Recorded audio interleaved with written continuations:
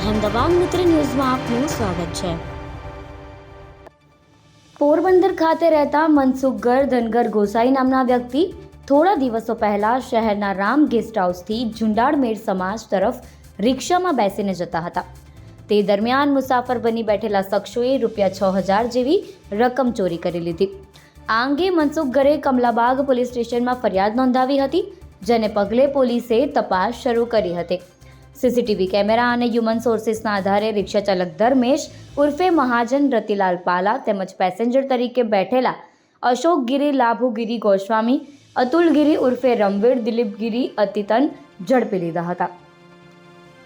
પૂછપરછ કરતા તેમણે ચોરી કરી હોવાની કબૂલાત આપતા પોલીસે રિક્ષા અને ચોરી કરેલી રકમ મળી કુલ ₹56,920નો મુદ્દામાલ કબજે કર્યો હતો અને વધુ તપાસ હાથ ધરી હતી। અહેમદાબાદ મિત્ર ન્યૂઝની યુટ્યુબ ચેનલને સબસ્ક્રાઇબ કરો અને બેલ આઇકોન જરૂરથી દબાવો, જેથી દરેક મહત્ત્વના વિડીયોની નોટિફિકેશન તમને મળતી રહે।